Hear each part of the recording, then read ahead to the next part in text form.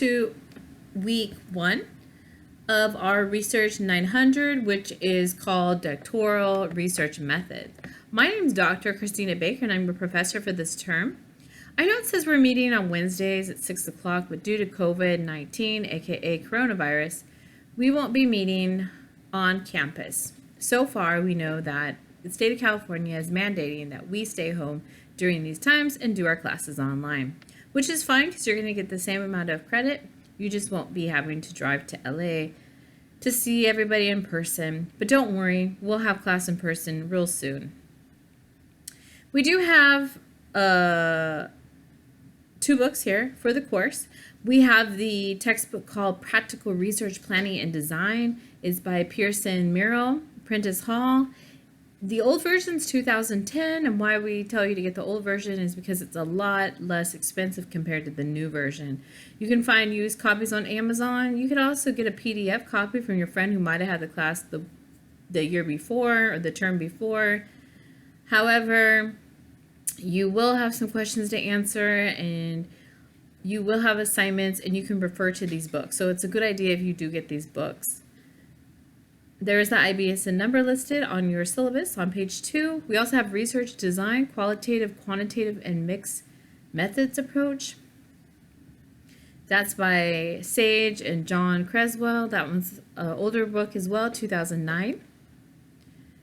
If we have some websites I'll be referring you to, I'll mention it to you, and you can always answer your questions with the websites or other websites of your choice. Please make sure when you're doing your assignments and also when you're doing your discussion that you list at least 3 or more references and 5 or more sentences. A lot of students, they just want to leave 1 sentence and they don't even want to leave a reference. But you know what? You're all masters and doctoral students, so it's really a good idea if you do take the time to do that. Now, a lot of people tell me, well, what makes you qualified to teach this class? Well, I do have 2 doctorates. I have one from this university. I have a DBA from IAU, and I also have a PhD in education from Capella University. Besides the 2 doctorates, I also have 5 master's degrees.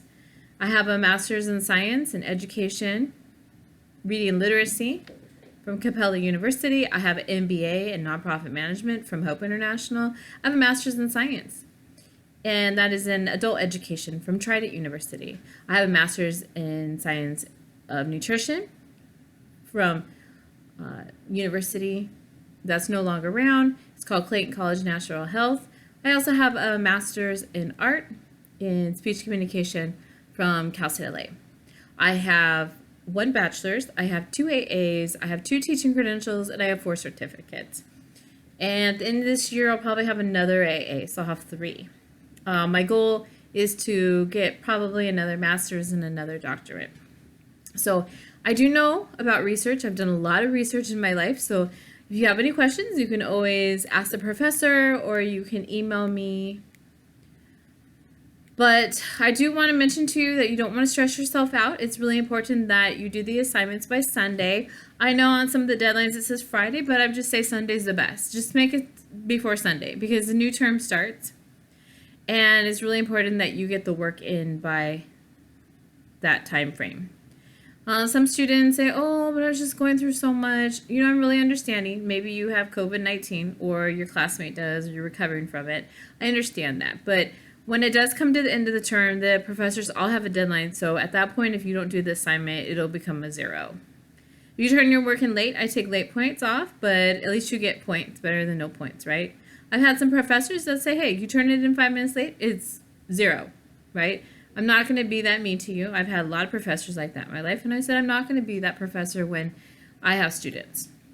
But don't take advantage, though, because if you do it all the time, then I know that you're just taking advantage. And you might not be serious about your success. If you're wondering about the APA format, we're doing the new APA. You were given instructions for that this last term, spring 2. Please make sure that you are not cheating in this class or doing plagiarism. Remember, your first warning is usually a review.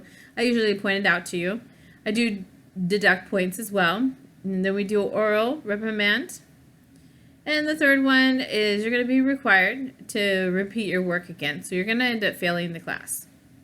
Usually I do let the school know because it needs to be addressed if you think it's funny or you're not taking it serious, because plagiarism is a form of cheating and it's unethical. And hey, I did my own papers myself. While all my friends were out having fun partying, I was writing papers. And I expect if you're a student that you should be writing your own papers as well. Keep an eye on your withdrawal period and your add period, because at a certain point you're stuck with this class, and if you want to drop it, it's too late. At that point, it's going to be a 0.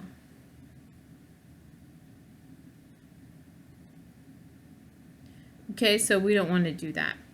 Let's look at this week. This week is week 1. I got a couple emails from students yesterday, which was on Sunday, and today, which is Monday, and students were asking, what exactly do we have to do? Well, every day that you're here online, I have a little short video for you to watch, and I try not to make it long because I know a lot of you have things to do, you have families, maybe you're working out of your home, or you have other classes. So we try to keep it simple.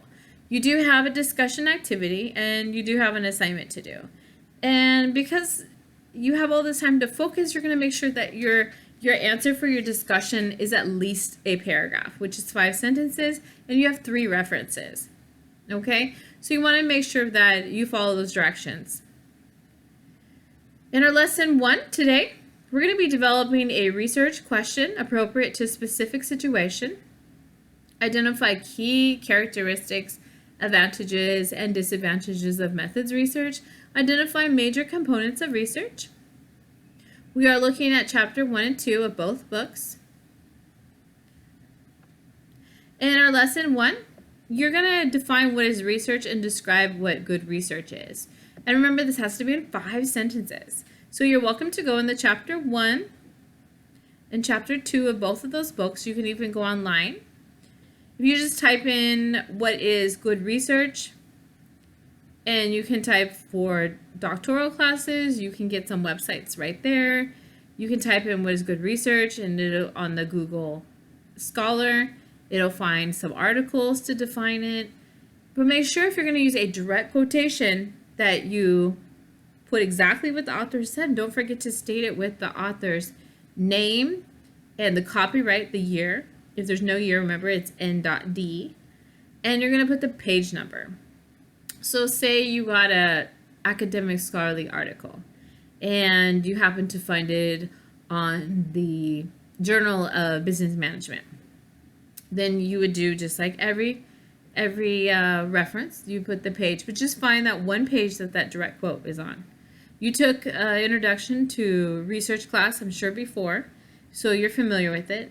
And your school always refers you to the APA format, which is in the APA manual. Also the Purdue.edu.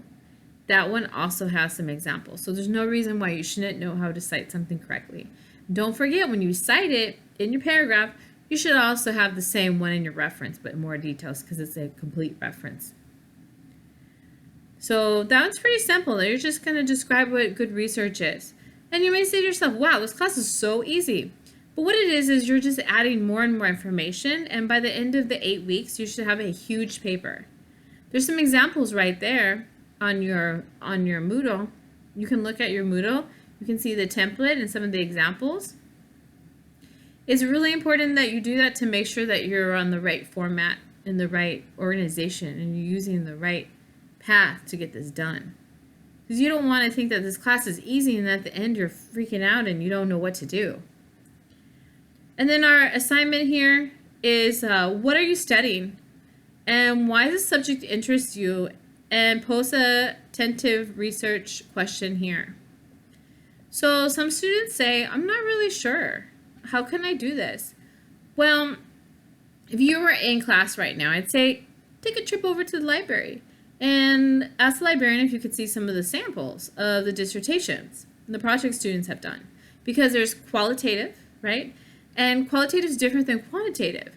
So if you're somebody in here who likes to do interviews, you like to sit down with focus groups, you want to do like a case study, you want to study a small group of people, maybe 5 to 15 people, that would be probably best to do a qualitative. If you're more somebody who likes to do statistics, I want to give a survey out to 1,000 people or a couple hundred people, then that would be quantitative. And so you might want to take a chance to look at some articles that are either quantitative or qualitative. Or maybe you like both, so you might want to consider getting both and looking at both of them, or even the mixed studies.